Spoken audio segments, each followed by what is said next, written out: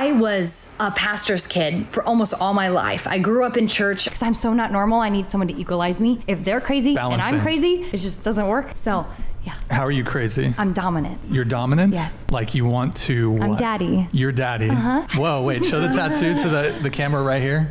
It just says daddy. I was always in church. You know, I was also homeschooled. So my life truly felt like a cage. I started OnlyFans about 4 years ago, and I climbed to top 0.01%. It's like you don't know what to do, but like you're making them go insane. Like that girl is going insane with what you're doing to them. Oh. That's hot. It's like I'm guys with like this girl into oblivion right now. Like like she's losing her sanity. Okay. That's just so cool. All right. No, it's good. I'm not saying that to brag. I'm saying that the devil can truly give you things in this life. He has a budget though. He can only go so far. So a couple million, okay, great. The devil can do that sometimes, right? So I reached out and did corn for 4 years. And I showed myself all over the internet. What changed? Like, was there a precipitating moment? My mom.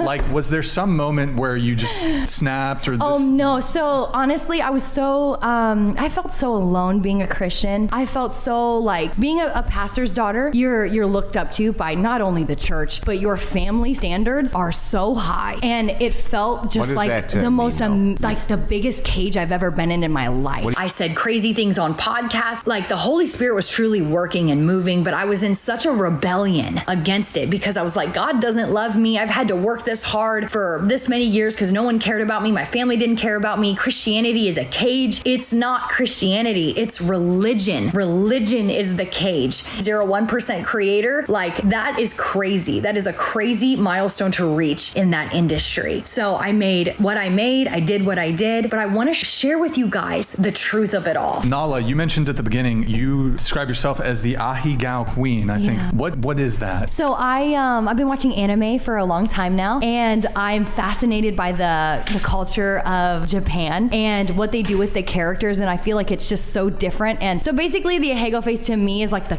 face, like you're just in so much pleasure, you're just gonna like burst your brains out. Like for me, I just love the look. I just love it. And what is the? No, it's a good thing. It's more like a Christian. No, it's like a Christian looking at me like, what the? He's so disappointed because I am now giving it all up for Christ. I am now truly a believer. I would never take it back. God radically saved me from this darkness. God has a better plan for your life. And let me tell you, I have felt and started living that plan. And since then, the money, the fame, the Gucci, Louis, whatever bags, the shoes, the clothing, the huge trips that I've taken doesn't matter. This is Nala Ray, one of the most well-known women on OF, a platform most known for women essentially selling their bodies in sexually immoral ways online. After earning millions of dollars from this platform, it seems that Nala has decided to turn her life in a different direction, quit her life of sexual immorality and follow Jesus instead. She has been posting numerous videos of her new Christian faith, including this video of her getting baptized.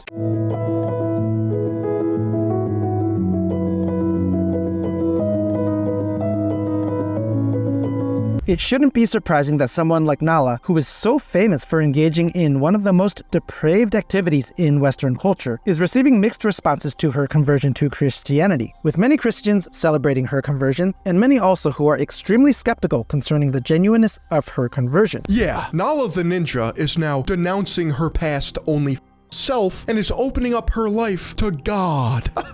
If you believe this grift, you're not gonna make it. Of course, it's very possible that Nala's new profession of faith in Jesus Christ could be a grift to capitalize on the new trad wife trend, and that is exactly what this YouTuber named Phillion believes and is suggesting. Is she turning over a new leaf? Or is she deliberately tapping into that trad con LARP, the traditional conservative roleplay, to get even more money? This is a lead funnel. At no point did she actually delete her OnlyFans account like she said she would. As of March 1st, her OnlyFans account is still active, which means she has still profited the first 2 pay cycles of this year. As of March 14th, she just deleted videos and pictures, but the account is still there. Phillion's suggestion is an interesting one, but I think it's certainly very possible that Nala has indeed changed, since she has supposedly deleted all of the sexually immoral videos and pictures of her. And I find it hard to believe that Nala could possibly earn more money by pivoting away from sexually immoral content. Here's someone else who is very skeptical about Nala's supposed life transformation. Bro, this girl is such a good actor, the grift level is over 9,000, her stage presence and comfortability with the camera from doing corn and taking naughty selfies really shines. I can't believe trad cucks are falling for it, but then again, I can believe it. Here's another video that Nala shared about her changed behavior regarding sexual immorality. So I have bagged up anything that I felt that might be lustful or immodest. I bagged it up. I'm throwing it away. I don't care. I've given away all of my designer things. I don't own one designer thing right now. It really does seem that Nala is giving up millions of dollars by giving up creating sexually immoral content, since there is nothing else Nala could do that would earn her even a fraction of what she was earning before. We do know that God saved Paul, who was going so far as to kill Christians. So it's not at all outside the realm of possibility that God could save someone even like Nala. And really quickly, if you want to support this channel and help spread biblical truth to more people, I would be so grateful if you would click that subscribe button. What we've seen so far from Nala has been pretty encouraging, especially in contrast to someone like Lil Nas X, who posted on Twitter, "Y'all mind if I enter my Christian era?" with a video of him singing a Christian song.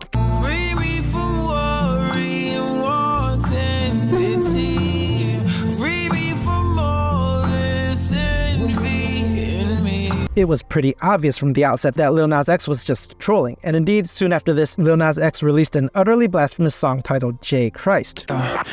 Bust down chain, that was 30 bins. Bust down wrist, that's my bust down 30-inch. Walk up. However, if Nala is indeed trolling in a similar way as Lil Nas X, she is certainly hiding it very well. But so far, there does seem to be a real transformation in Nala's life and behavior. What Nala has been saying and doing is even in contrast to Kanye West, who many had believed genuinely converted to Christianity many years ago, but who has since demonstrated that he not only has not given up his life of sexual immorality, as evidenced by the women he chose to enter into relationships with, such as Julia Fox, Irina Shayk, and Cheney Jones, but also embraced heretical theologies such as believing he is God. Because I'm God, and anyone who disagree, I'm the God of me, and you can't tell me who I am. I can't tell y'all. I could tell y'all. It's y'all job to listen. I'm the God of me. I don't know if I'm in heaven already and shit. I got number one. For all you know, I might be on like a 4th dimension version of the lifestyle. I don't know. Like I said, I must have died in this accident. It must be heaven. The tragic story of Kanye West, demonstrating that his supposed Christian faith was actually a false faith in the wrong Jesus, teaches us that while Nala may be saying and doing things today that seem to point towards a repentant and transformed life, ultimately only time can tell us the true state of her soul. Right now, I would say I'm cautiously optimistic that what Nala seems to be saying seems to be pretty genuine. She went from someone who said these kinds of things, who reveled in making other people feel uncomfortable about her sexuality. For me, it's like I'm so passionate about a lot. Like all I can do in that moment is just, I'm not even being right now, and it's like, it's like excitement, pure excitement.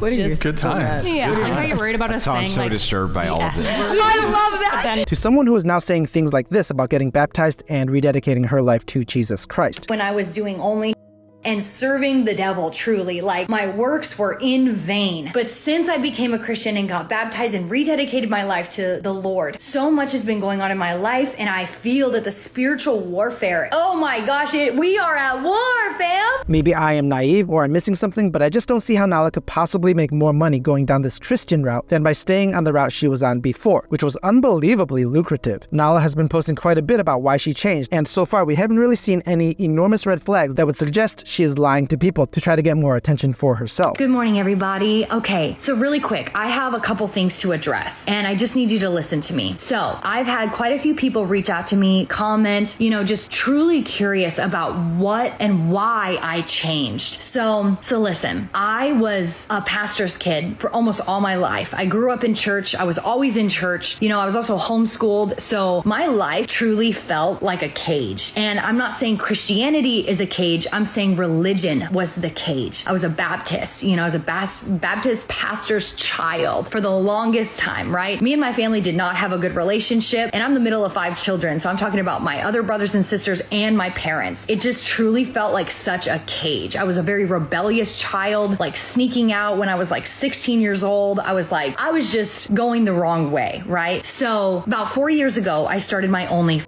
because I think truly it was out of pure rebellion. And here's a video clip of her expressing that she feels freedom from deleting her sexually immoral content.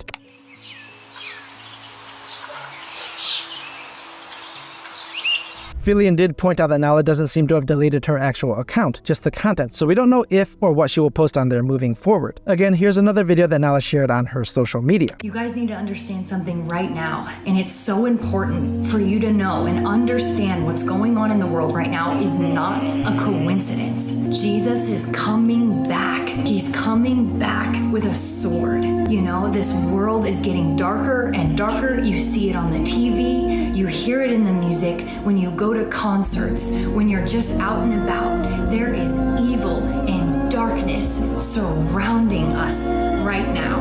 While I can certainly see the possibility of Nala being excited in the short term about all of this, and then turning away from her supposedly newfound Christianity in the years to come, what Nala is saying right now does sound like someone who has been transformed by the gospel of Jesus Christ. And if the gospel can transform someone like me or you, it can certainly transform someone like Nala as well. My prayer is that Nala will continue down this path of faith that she is publicly expressing right now, and that she will not turn from it. I think there are 3 tests and then a 4th comment. Test number 1 is, what do you love? What do you love? If any man is in Christ, he's a new creation. Old things pass away, new things come. The second one is humility. There's a sense in which you are aware of your sinfulness and you never really get over this incredible grace that's been given to you to save you. The third one is obedience. It's not perfect obedience, but it's a longing in your heart to obey the Lord. And then the 4th thing is this. The single most validating reality in life for your faith is not some idea in your head, it's trials. It's what can your faith survive? A verbal profession of faith, even expressing great zeal in desiring to follow and serve Christ right now, does not guarantee a person's salvation or prove that a person's faith is genuine. When Paul and Peter tell Christians to continually test their faith to make sure it is genuine, they are communicating that the real test of a believer's faith is a holistic life of faith and faithfulness that demonstrates the reality that God has truly made a person born again.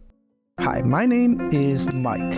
I'm a deacon, a husband, a father, a software engineer, and an amateur maker of videos. Thank you so much for watching this video. If you want to help me in my mission to spread biblical truth, just subscribe and watch these videos until the end, which will help the YouTube algorithm recommend these videos to more people. I'm committed to using the skills and gifts God has given me to glorify Him and communicate biblical truth, and I would be so grateful if you would come be a part of what I'm building. You can visit my website at joyfulexile.com to learn more about me and what I'm working on. I hope you're having a blessed day. I will see you in the next video, and remember, this world is not our home.